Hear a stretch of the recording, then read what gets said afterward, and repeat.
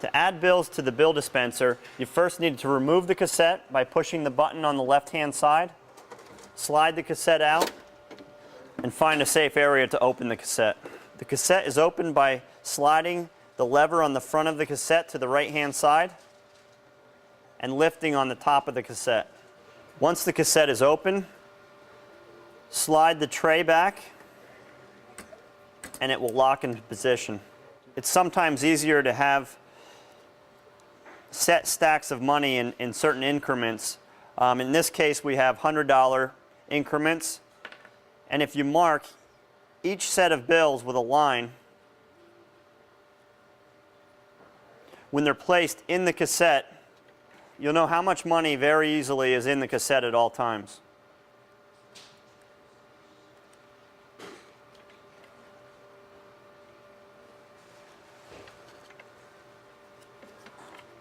By the lines, in this case, I can see easily that I have $400 worth of bills, where in the case where it did dispense some, I would know that I have 300 plus whatever's left in this first 100 stack. Once the bills are loaded, you can release the retaining clip by pulling back on it and then slowly letting it forward. Once the cassette is loaded, close the top on the cassette and you can insert the cassette back into the bill dispenser. Simply line the cassette up and push it back into position. To check the adjustment of the MDS sensor, you need to enter a test mode in the bill dispenser, which is called RAS mode. In order to do that, you need to locate the display on the side of the bill dispenser. The display now indicates where the sensor is in adjustment. The desired setting is E8, but it's plus or minus 8. So we're at E2 on this particular unit, but we're going to adjust it anyway and try to get it a little bit closer just to go through the process. In order to do that, the bill dispenser is going to have to be removed from the unit, but still attached to the cabling. So you'll need some type of a bench or setup to place the dispenser on right outside of the box. This is done by pushing the release tabs on the drawer slide and sliding the entire unit towards you. Once free, it can be placed on a workbench or on a table. So you have about 6 inches of play in that cable. And what we're going to do is we're going to need to get to some adjusting screws to try to adjust the thickness sensor. We want to loosen the top retaining screws on either side of this bracket, and this is done through an access hole in the side of the bill dispenser. You want to simply loosen, but you don't have to take the screws out.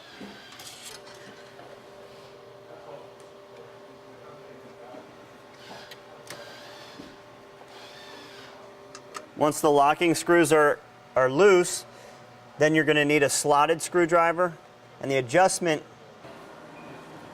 once you have E7 or E8, tighten the retaining screws, which were the Phillips that we loosened before. Once the retaining screws are tightened, you want to verify that you're within range on the display, and if everything's okay, then we're going to exit RAS mode. If not, you need to repeat the process of adjusting the MDS sensor. To exit RAS mode, you need to push all 3 buttons again until the display shows 00 with no dots. In the case that the CPS sensor gives you an error code, the first step in solving the problem is to clean the sensor. The CPS sensor is located underneath the retaining bracket between the 2 wheels on the top of the bill dispenser.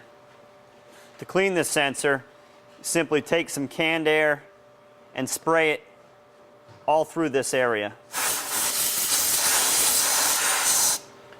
Once you clean the top area, you need to also clean directly in the bill path area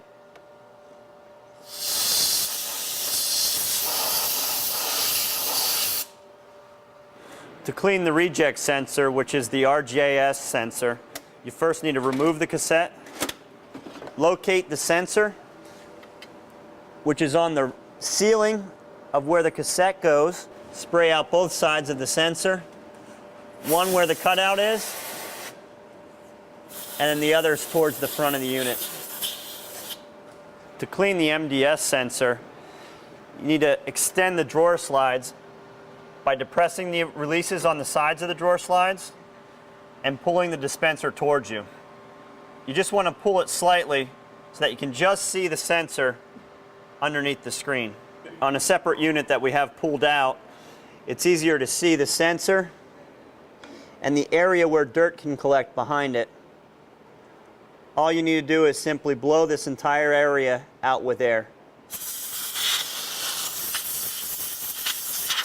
The next sensor is the BPS sensor, which is directly behind the MDS, and it's on the bracket, kind of in the area that we just blew out.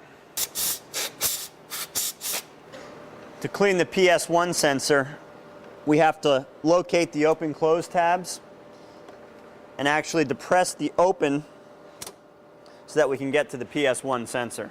The PS1 sensor is right alongside of the open tab, and we want to get the canned air in the slot directly alongside. Once you're finished cleaning the PS1 sensor, it's important to hit the close tab before you put the bill cassette back in.